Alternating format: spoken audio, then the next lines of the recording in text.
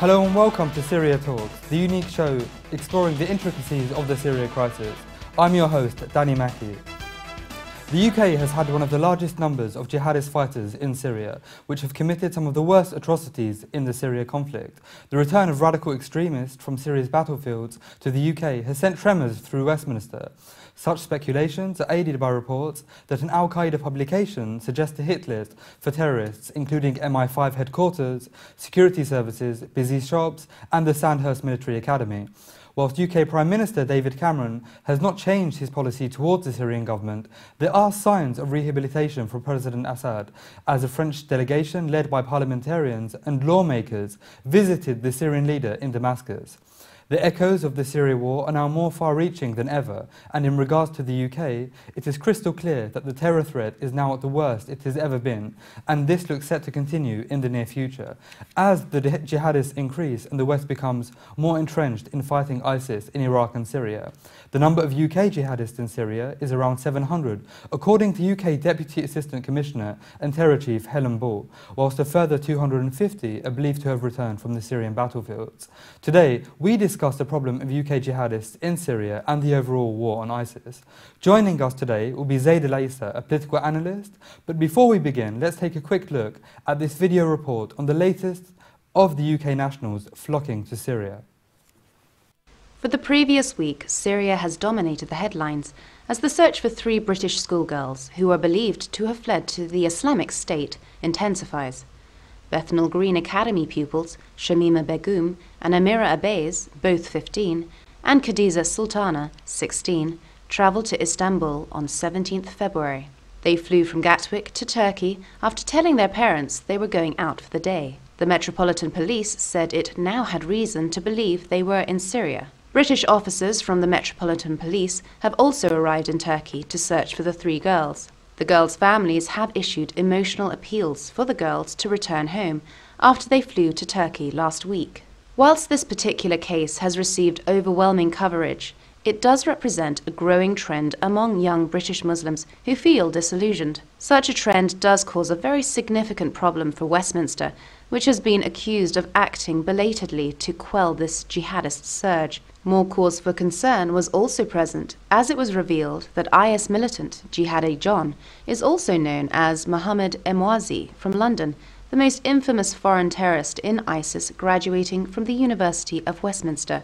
The extremist risk is compounded by the fact that ISIS have over 20,000 foreign fighters, with approximately 1,000 of them from the UK, whilst the plethora of radical groups working politically in the West has also helped perpetuate the threat. Groups such as Al-Muhajirun in the UK, Ansar al-Haq in France, and Sharia for Belgium have promoted and advocated Islamist extremist ideologies for many years and support young brainwashed recruits who want to fight in Syria and Iraq.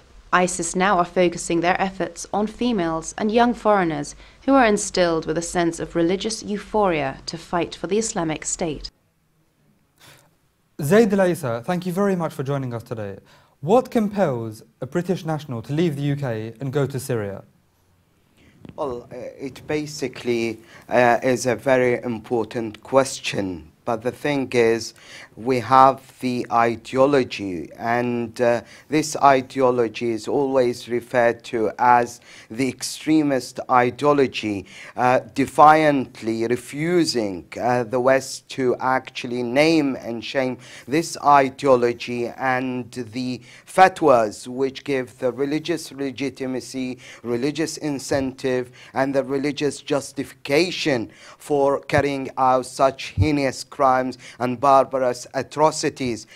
We basically have to face the reality that what we're talking about is the highly extremist, intransigent, backward Wahhabi Salafi ideology, those fatwas and the promotion of the idea of hatred and blood, and actually advocating and justifying those crimes come directly from the Wahhabi Salafi ideology, which is being exported, propagated by the Wahhabi Salafi establishment, and the headquarters of that Wahhabi Salafi establishment is actually based in Saudi Arabia. All the funding and the money for that ideology comes directly from the Saudi government, which actually gets the religious legitimacy and the religious cover from that Wahhabi Salafi establishment. Zaid, one second. Is it strictly ideological? I mean, is there no social factors, family factors, cultural factors, which would make a potential UK jihadist leave his country and go and fight in Syria? I mean, can we actually argue that it's Saudi Arabian money which makes him go? Or is it a euphoric sense of religious identity? Or is it social? Well, I mean, we have to say it's a combination of all these factors. There is also the social impact, the feeling of being ostracized, marginalized in the society, not being respected, not being given the right opportunities, or basically facing unemployment, or not having or treated in the respect that they deserved. These are all important factors that will basically have an influence on a person making such a decision and leaving countries in the West where we have democracy, and heading to destinations where they are actually going to commit murderous and barbarous crimes against mostly innocent civilians that they have never met in their lives. So there should be serious ways of looking at all those factors, particularly in the countries like Britain and France, and actually giving those people the opportunities they need and providing them with the same treatment, that is being treated like equals and being given open doors to actually achieve their full potential. Now, the Western media and some of the Western states have argued that President Assad is a magnet for terrorists. To what extent would you agree with that? Well, I mean, I fiercely refute that, because we had also, it's not a new or a novel problem that we are facing. Al-Qaeda existed far before that, and they launched the attacks against the United States when they targeted New York, at the heart of New York. They targeted Washington, and the cause was not actually anything remotely to do with Syria or President Bashar al-Assad, but it actually was related to the same ideology, the Wahhabi Salafi ideology. 15 of the 19 nationals who actually committed those monstrous atrocities came from Saudi Arabia. The main architect behind it, Osama bin Laden, was also a Saudi national, and it was all connected back to Afghanistan, where Saudi Arabia worked hand in glove with the US actually in promoting Al-Qaeda and the Taliban in Afghanistan to use them against the Soviet Union. And when that but Saudi Arabia is now a central part of the coalition to actually fight ISIS, as are other Gulf Arab states such as Qatar and the United Arab Emirates. I mean, what interest would Saudi Arabia have in supporting ISIS if it is actually part of the coalition fighting it? Well, I mean, I haven't said that. If we look at the irrefutable evidence which comes from the horse's mouth, that is the staunchest and closest ally, Saudi Arabia, of the United States. Biden, who's responsible for the Iraqi file, has actually not minced his word when he explicitly and forcefully said that the main source of the problem of Syria is actually our staunchest allies, that is Saudi Arabia. And he was emphatic in saying, we searched high and low to look for the sort of moderate opposition that they talk about, and we didn't find any. And he said that it was the steadfast determination of Saudi Arabia to topple the government in Syria that actually have played a major role in the Saudis financing and arming. And he specifically mentioned Al-Qaeda and also Jabhat al-Nusra with hundreds of millions of dollars and tens of thousands of arms, and actually pushing very hard for regime change in that country and actually igniting a sectarian war between the Shias and the Sunni. And it was also Bob Graham who co-chaired the investigation about the 9/11 attacks, when he said that the Saudi government has played a major role in actually financing those who targeted the United States and accused America of complicity in actually covering up Saudi Arabia's tracks. If we were to take a central perspective on what's happening now, and taking into account the fact that ISIS have over 20,000 fighters, a majority of them foreign, from Western countries and other Arab countries, I mean, is defeating ISIS at this current moment in time easier said than done?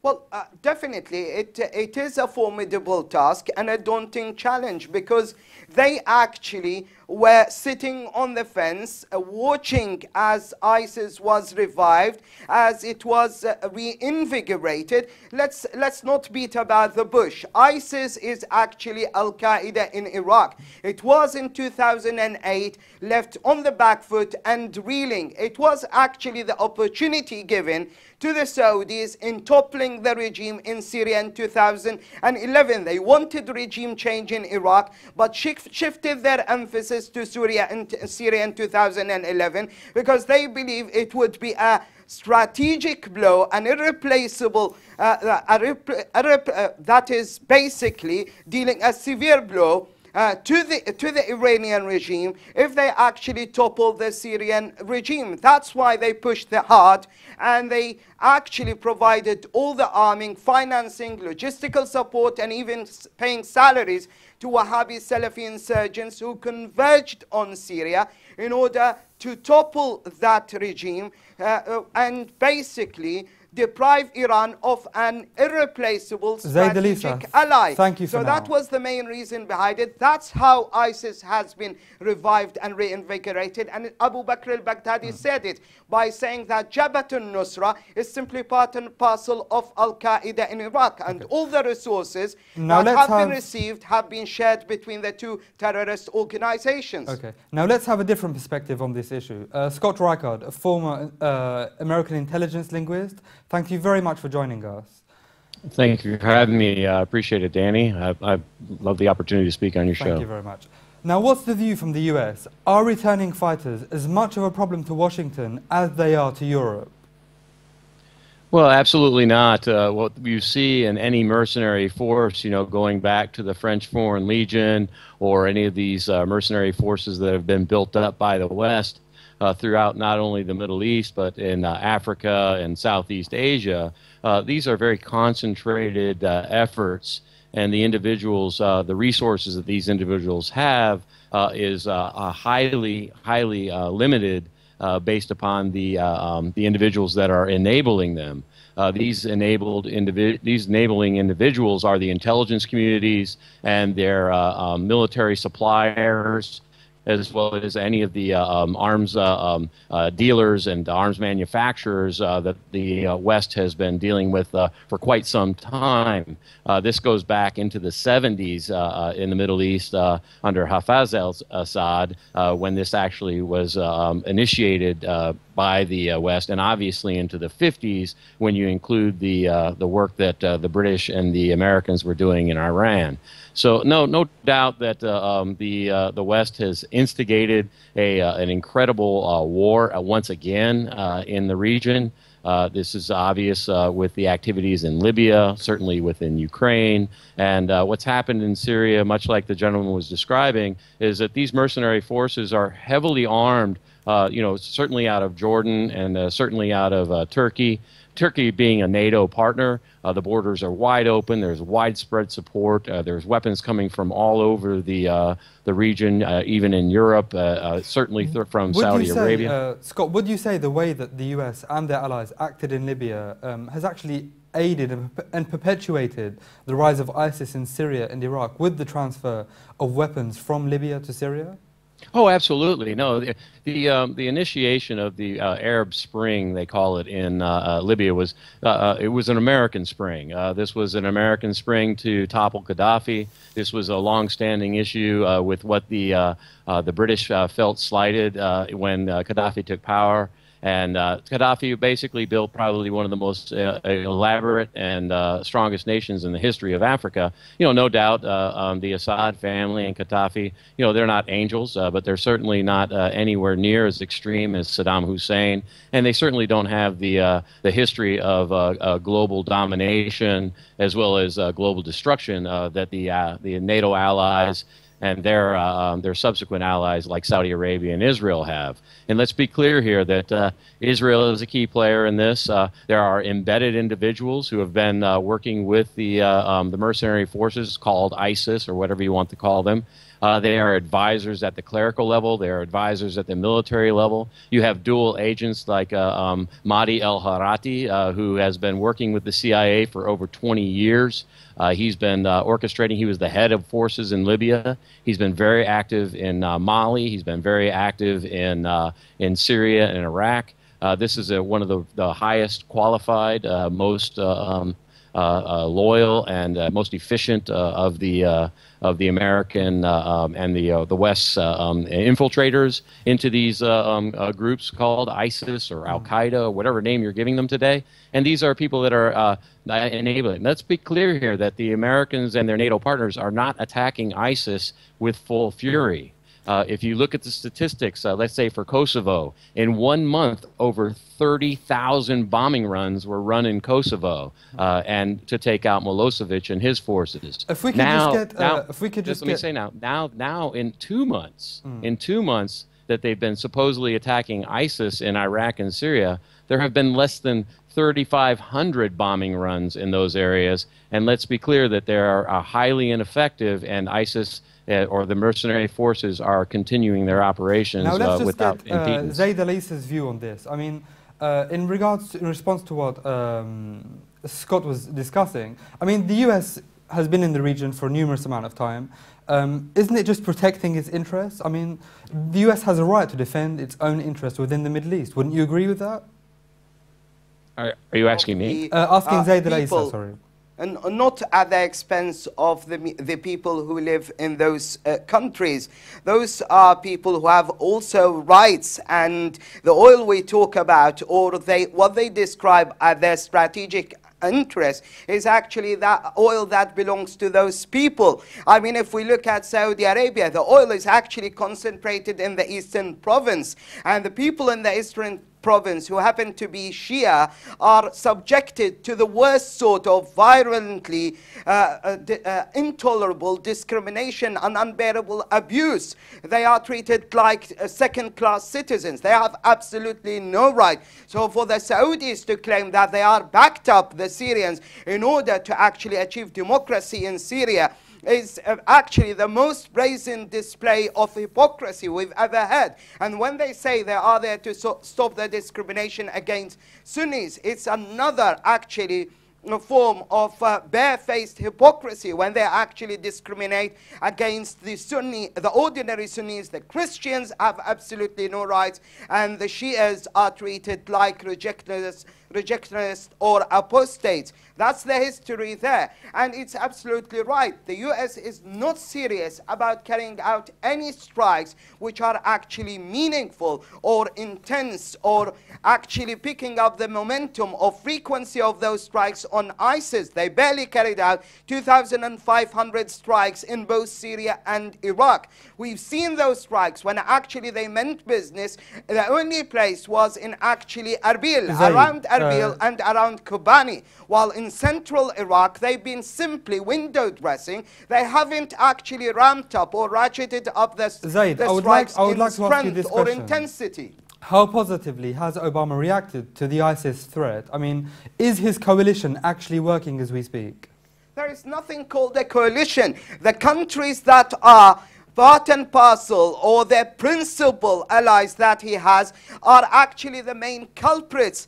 Their hands are actually they are the main culprits behind ramping up and reviving Al-Qaeda in Iraq, or whatever you want to call it, ISIS. They have brought it to life. They breathe new life in ISIS, and they are the ones responsible for actually arming it and financing it. Now the US have pushed or actually pressed Saudi Arabia in order to enter this alliance, to give it the perfect cover-up, and in order to cover up its tracks in actually reinvigorating and reviving ISIS in Iraq, in order to give it the opportunity to portray itself as the main victim, as the principal victim, and to give the impression that it is actually at the forefront of fighting ISIS or countering terrorism in general. I would like to go back to Scott on this, if I just could. I mean, Scott, has Obama actually reacted to this ISIS threat in a positive manner?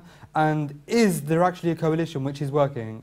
Or, in essence, what does Obama need to do to make it work better, in your opinion? Okay. Well, first of all, for interests of the United States and the West and the region, let's be clear here that this is a reaction to the Sykes-Picot agreement that was secretly done between the French and the British. And really, since the 1850s, the French and the British have had massive amounts of influence on American foreign policy, and continue through today. And that's through the financial issues and the financial markets that are controlled by those European allies. And at this point, when you talk about the actual initiatives or positive, or whether they're aggressive or effective enough, no, absolutely not. In order to sustain the massive amounts of budgets that are unnecessary budgets that are tasked to the military and the intelligence operations, you have to have a target. And by eliminating the target, it would destroy the economic conditions of the U.S. and the West, because they would not have the drive for those budgets. And also, it's very clear to say that in the initiatives around the actual warfare, this warfare goes on everywhere around the world in an intelligence way, whereby the intelligence that we have is far better than we've ever had before. We have so much information on these individuals. We control the airwaves.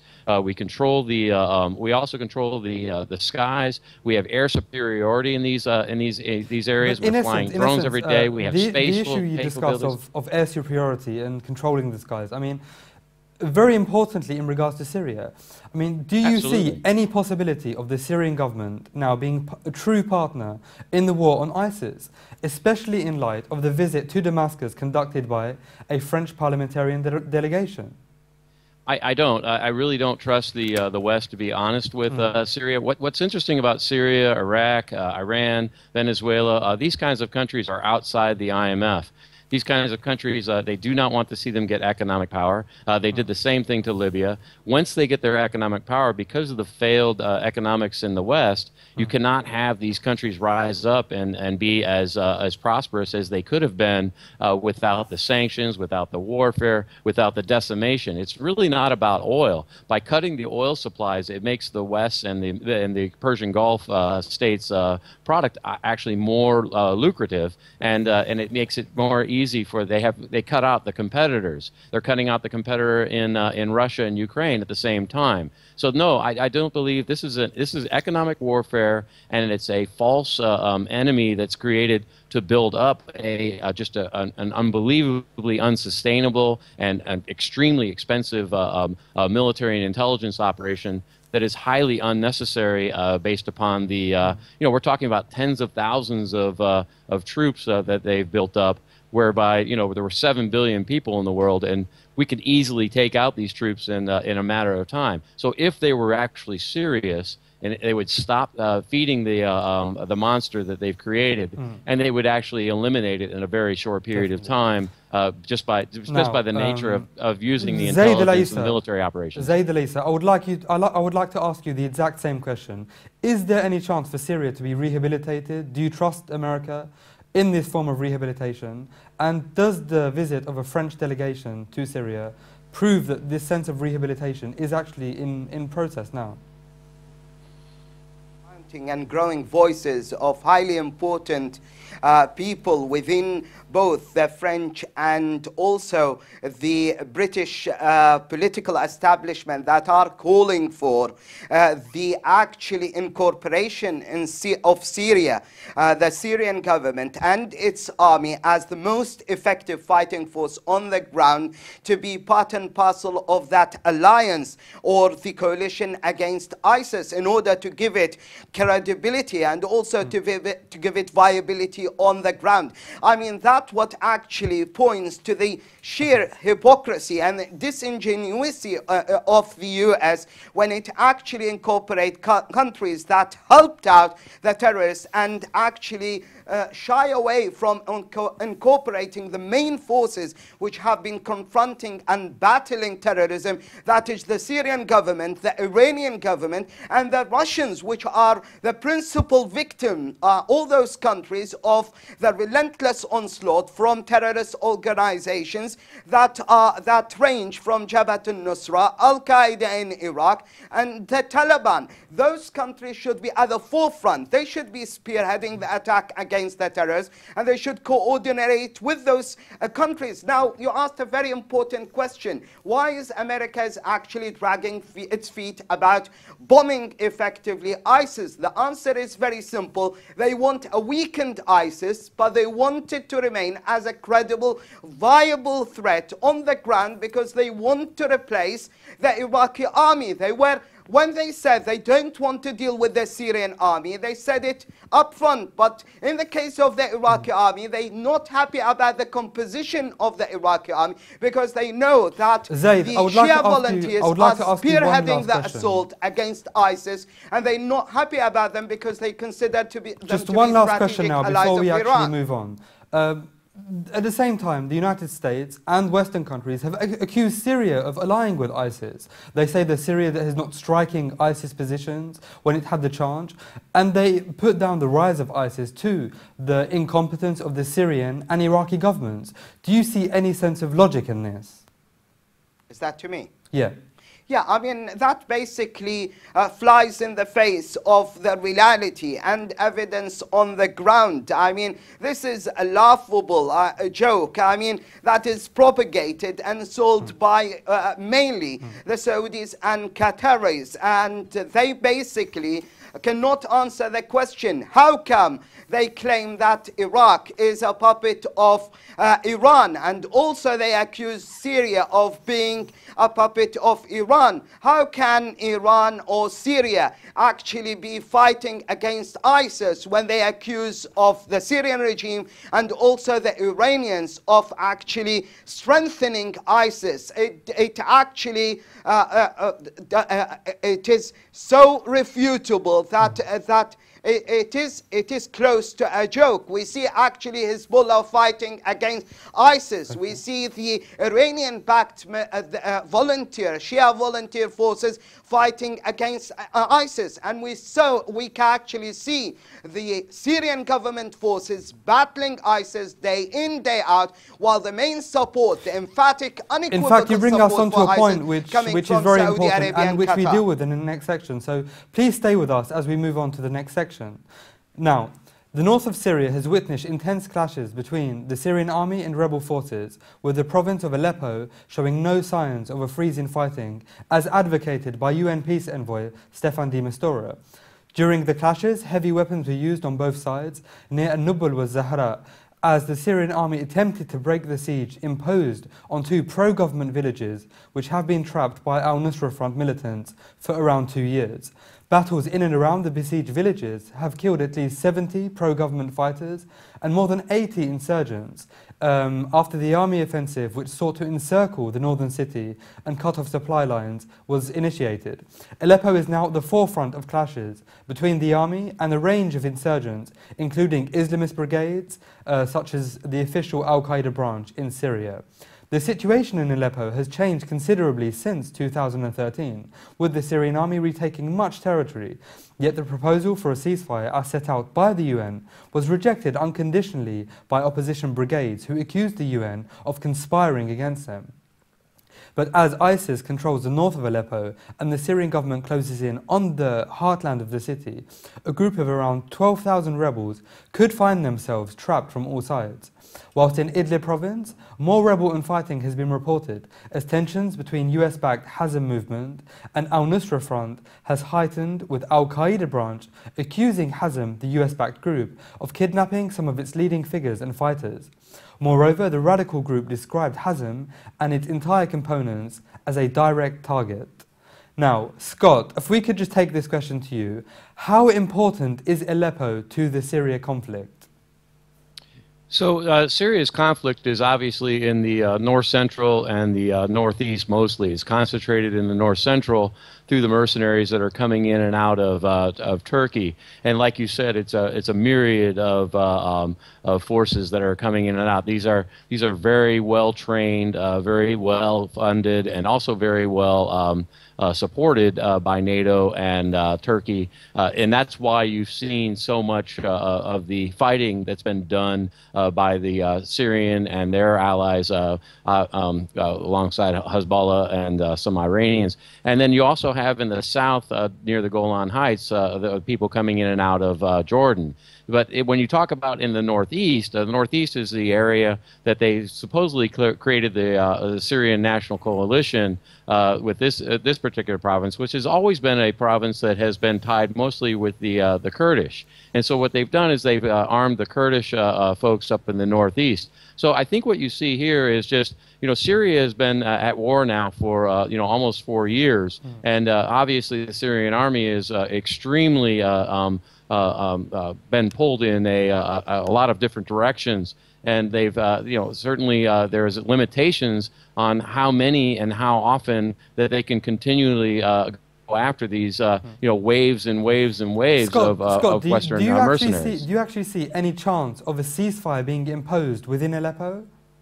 No, I don't, because obviously the waves of mercenaries coming through the Turkish borders just will not stop. There is an unlimited supply of weapons and mercenaries that are being pulled in. These particular forces have been nurtured and are being recruited on a daily basis. So no, unfortunately, there is no end to the amount of enemy forces that the Syrians will continue to have to combat. If we could just take this to Zaid. I mean, Zaid, the rebel infighting within Aleppo, Idlib, other parts of northern Syria, I mean, how damaging to the opposition has it actually been? It's absolutely doubtless that it has been really perilously damaging to their prospects.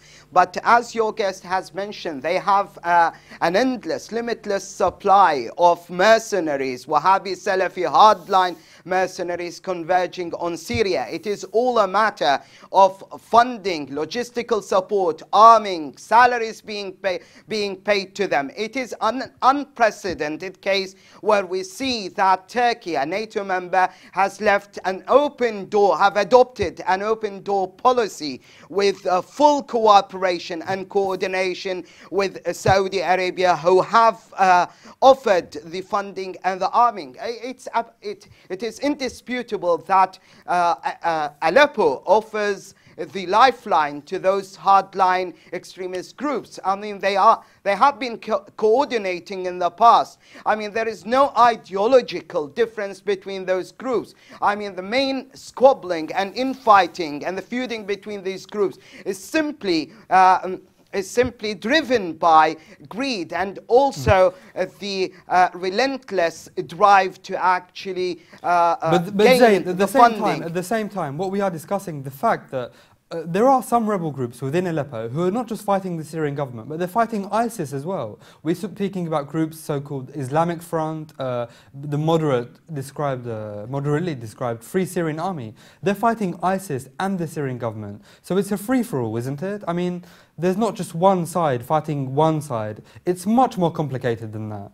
Well, I mean, that's exactly what I was about to say. They are fiercely vying and competing for the resources. They are competing for the arming and the funding, and they're trying to prove the point that they are actually more worthy, they are better than the others, they are more competent when it comes to fighting. So it's simply squabbling for the resources, although it is exactly the same ideology. The paymasters are the same. One quick question. How powerful is the Al-Qaeda branch in Aleppo of Al-Nusra Front? Well, Al-Nusra Front is actually a potent and it is a heavily backed, heavily armed group in Syria, and particularly in that area. And it has been competing relentlessly with ISIS, and they have been fighting for resources for a long time now.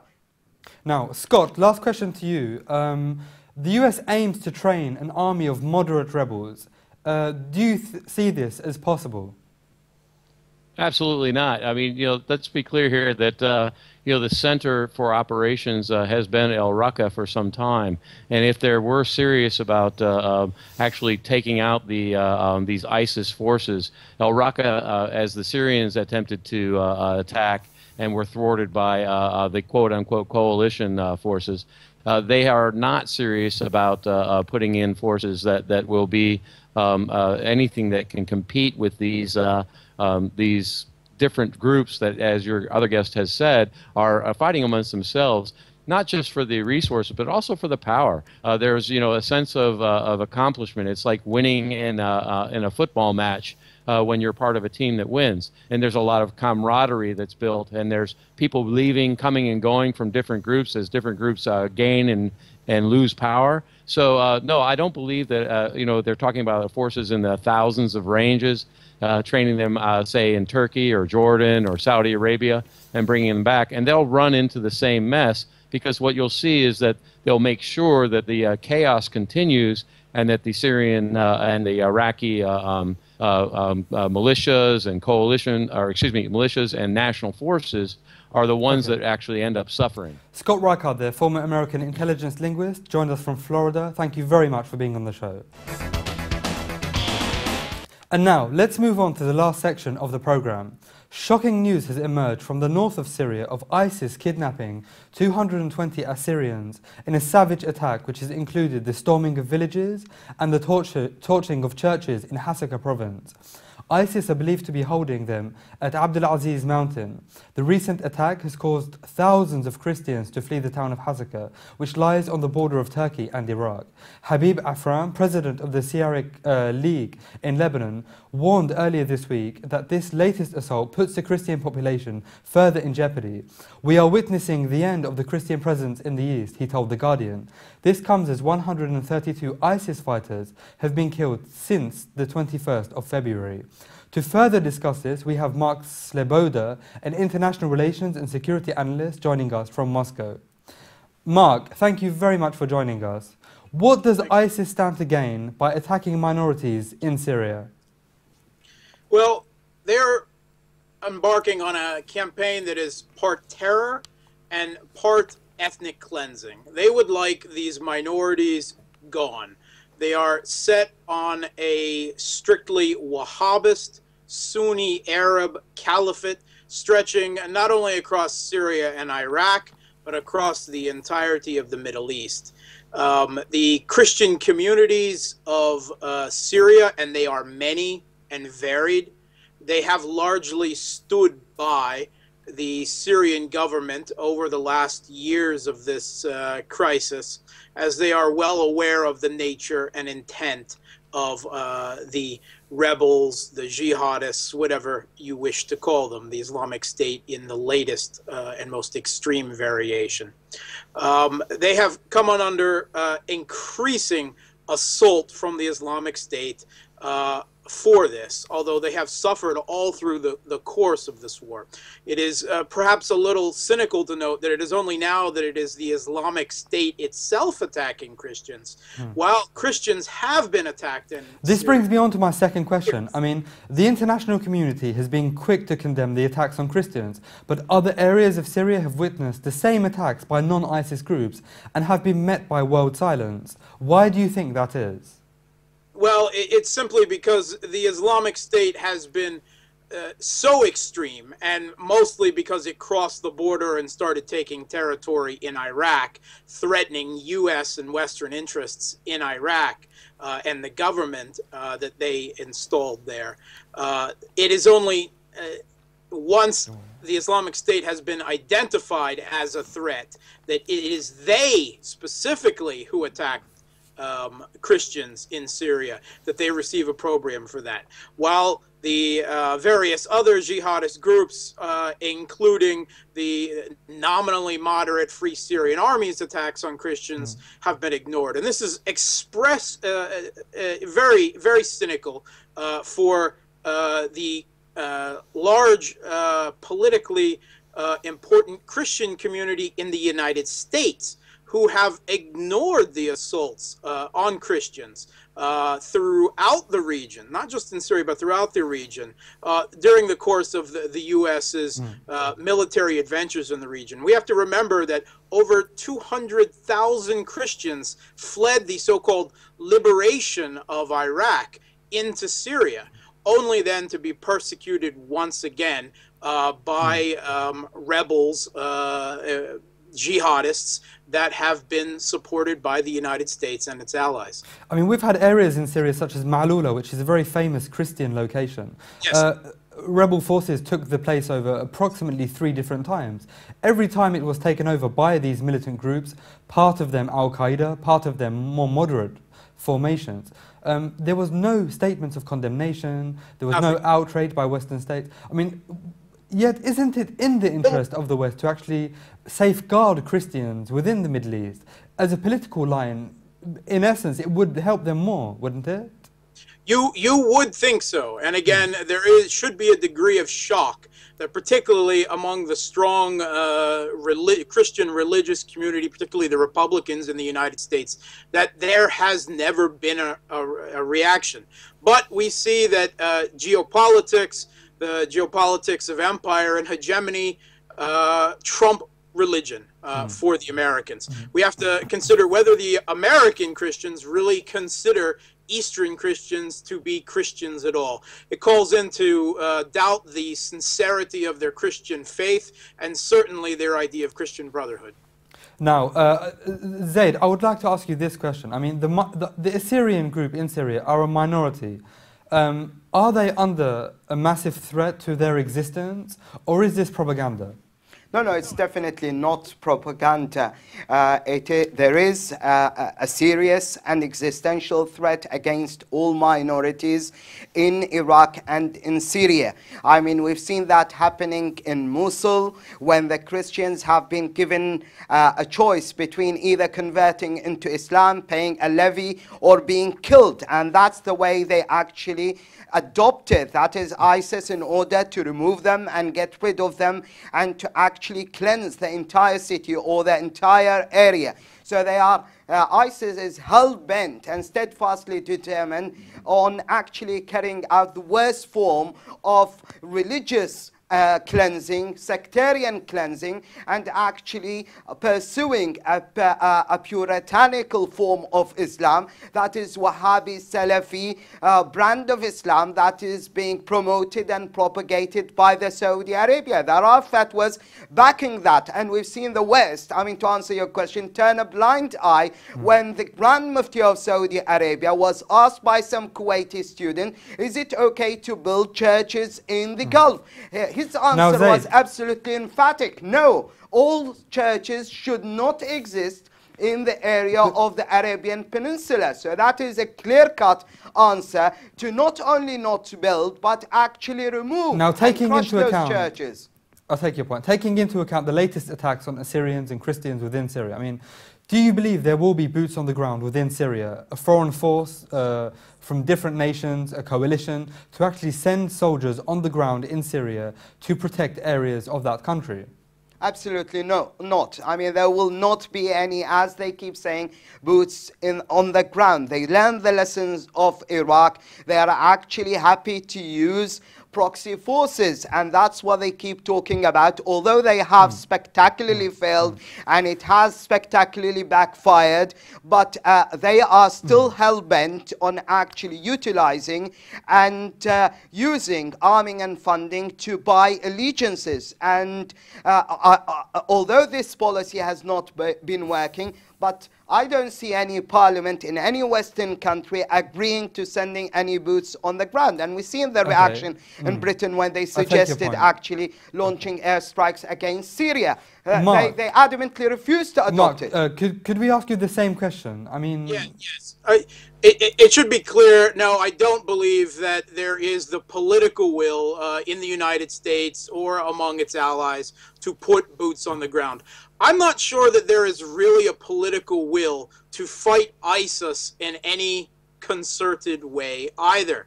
I think we really have to call into question the motives of the United States when it says it is once again training so-called moderate rebels, supposedly to fight ISIS, but we know that many of the rebels they have trained previously have up and joined ISIS. There is only one coalition of forces with boots on the ground who are capable of fighting ISIS. They need to be armed and supported. That is the army of the Syrian government, Hezbollah, the Kurdish forces, and the Iranian forces. But as you say that, these groups and these armies are not part of the global coalition to fight ISIS. I would like to know what's Russia's perspective on the international coalition to fight ISIS. Yeah, there is no international coalition to fight ISIS. The so-called international coalition to fight the ISIS is the West and its Gulf Cooperation Council allies, these Arabs who have been funding ISIS all along, which is why I say we really have to call into question the sincerity of this coalition. Russia is clearly and quite adamantly opposed to the Islamic State. It condemned the UN Secretary General Ban Ki-moon just yesterday for referring to the Islamic State or any other Jabhat al-Nusra or any other groups in Syria as the opposition. It says that this is completely politically incorrect, it's beyond the pale, and it should never happen again. Russia very much wants to see ISIS fight. It has contributed to the fight. It will contribute to the fight in Syria, in Iraq, and likely elsewhere as well. But it seriously questions the actual motivation of the United States and its allies. If they really wanted to fight ISIS, they would stop the flow of money from the U.S.'s dictatorial Arab allies to ISIS. They would stamp down on Turkey and get it to stop using its territory as a springboard and a tourism center for jihadis across the world to flow into Syria and Iraq. I'll get back to you, but Zaid Al-Issa here, I would like to ask you one last question. What is the difference in the way between the United States and Russia in the way they view the Syria crisis? If you could give me a brief outline of the fundamental differences they have. Well, I mean, Russia is absolutely clear about it. What's happening in Syria, there is a legitimate government and a legitimate army fighting a bunch of Wahhabi, Salafi, hardline, radical extremists, which are so-called opposition. And there are absolutely no moderate groups on the ground. The US is still beating about the bush, and main purpose is to cover the tracks of its allies, that is the Saudis and the Qataris. It's not willing to actually defeat ISIS. It's only willing to weaken it in order to use it to actually reinforce and re-establish its waning and tumbling influence in the region, and particularly in Iraq. So I ISIS is the perfect instrument to regain that lost influence in Iraq and to consolidate its position. The main forces fighting ISIS are Mark, basically the same Syrian question? army, the Iraqi government, and also the Iranians and the Russians. Point taken. Thank you. Mark, same question to you, lastly. Yeah, I think we have to remember that Russia has a number of its citizens who are fighting within the Islamic State and other jihadist groups. These are largely not Russian ethnic. They are Chechens, but that also, it's a moniker. It also includes Ingush, Daghestani. These same Wahhabists who have declared their intent to form an Islamic caliphate in southern Russia. They have been dealt rather heavy blows from the Chechen Republic security forces led by Ramzan Kadyrov in recent years, and they found easier pickings in Syria and Iraq. This is why so many of them are there. Nearly as many as the European Union has there. So Russia has a very concerted security interest. If an Islamic caliphate is created and becomes a more or less permanent entity in the region, it will be a direct threat to Russian national security. And we have already seen some indications of fighters returning from the Islamic State back into southern Russia, the Caucasus region. This could blow up and engulf the Caucasus as well as the northern Middle East. Okay, thank you very much. That's all we have time for. A big thank you to all of my guests today: Scott Reichard, former American intelligence linguist; Mark Sloboda, an international relations and security analyst; and Zaid Al-Isa, a political analyst. Please visit levant.tv for more updates. Thanks for watching Syria Talks. Goodbye.